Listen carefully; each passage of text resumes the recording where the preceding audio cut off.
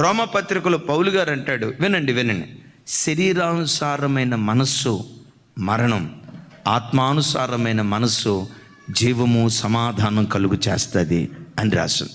నీ మనస్సు ఇప్పుడు ఆత్మ సంబంధమైనదిగా ఉండునుగాక.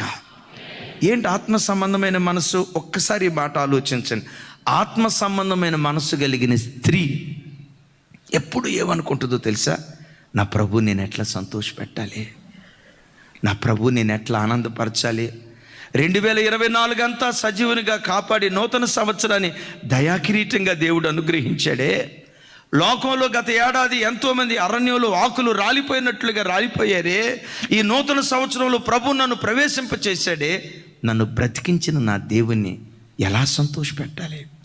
నేనేం చేస్తే ప్రభు సంతోషిస్తాడు? ఉపవసిస్తే సంతోషిస్తాడా? ఉపవాసం ఉంటానయ్యా. నిద్ర చంపుకొని 4ంటికి లేచి ప్రార్థన చేస్తే సంతోషిస్తాడా? 4ంటికి లెగుస్తానయ్యా. ఇంకెక్కువ పరిశుద్ధ జీవితం చేస్తే నా ప్రభు సంతోషిస్తాడని ఆత్మ సంబంధమైన మనస్సు కలిగిన స్త్రీ ప్రభువును ఎలా సంతోషపెట్టాలా అని చూస్తుందట. శరీర సంబంధమైన మనస్సు కలిగిన స్త్రీ నా పిల్లల్ని ఎట్లా సంతోషపెట్టాలి, నా భర్తను ఎలా సంతోషపెట్టాలి, నా ఇంటి వారిని ఎలా సంతోషపెట్టాలి, నా తోబుట్టులను ఎలా సంతోషపెట్టాలి.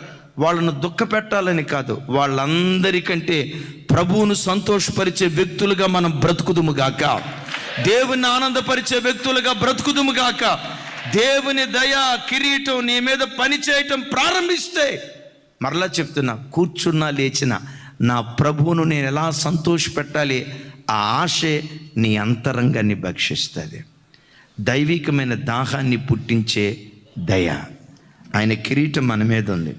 దాహాన్ని పుట్టించేటప్పుడు ఆ దాహాన్ని మనం తీరుస్తూ ఉంటే కిరీటాన్ని ఎవ్వడు అపహరించకుండునుగాక. రెండవది, దేవుని దయ ఒక వ్యక్తి మీద కిరీటంగా ఉన్నప్పుడు ఇప్పుడు మీరు అనుకోవచ్చు, అయ్యగారు